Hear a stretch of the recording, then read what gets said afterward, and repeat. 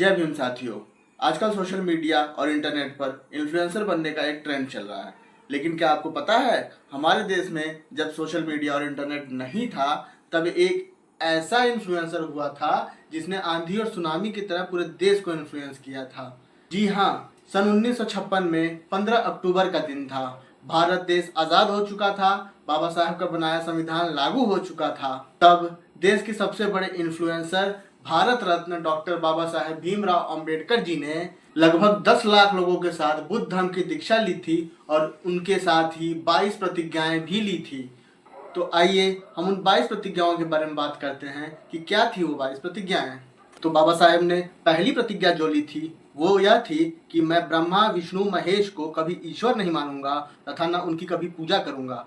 अब आप खुद सोचिए, इतने विद्वान व्यक्ति ने ये प्रतिज्ञा क्यों ली होगी। उन्होंने दुनिया भर में पढ़ाई की, लिखाई की, रिसर्च किया, पीएचडी की, पूरे दुनिया भर के सारे विज्ञान विद्वान से मिलजुल के एक साथ उसका रिसर्च किया। उसके बाद ही उन्होंने ये सारी प्रतिज्ञाएं ली। दूसरी प्रतिज्ञा उन्होंने जी ली वो ये है कि मैं राम और कृष्ण को कभी ईश्वर नहीं मानूंगा तथा न मैं उनकी कभी पूजा करूंगा।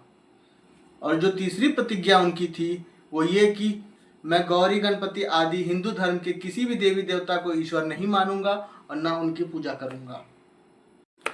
अब जो बाबा साहेब की 22 प्रतिज्ञाएं थी, उन 22 प्रतिज्ञाओं में ये जो पहली 3 प्रतिज्ञा हैं ये सबसे जरूरी प्रतिज्ञाएं हैं। बाबा साहेब ने इन तीनों प्रतिज्ञाओं को सबसे ऊपर इसलिए रखा ताकि हमारा सोया हुआ समाज जाग उठे और भटके हुए राह से सही राह की ओर चल पड़े। तो बाकी की प्रतिज्ञाओं के बारे में मैं नेक्स्ट वीडियो में बात करूंगा। तब तक आप लोग ये सोचिए कि बाबा साहेब इतने विद्वान व्यक्ति थे, उन्होंने ये 3 प्रतिज्ञा क्यों ली।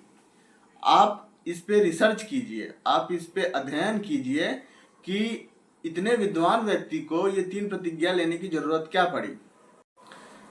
और एक खास बात दोस्तों, आज तथागत भगवान बुद्ध की जयंती है। आज बुद्ध पूर्णिमा का दिन है।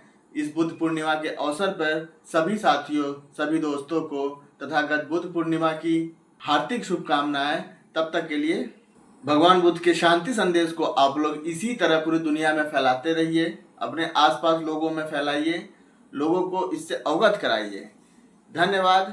जय भीम।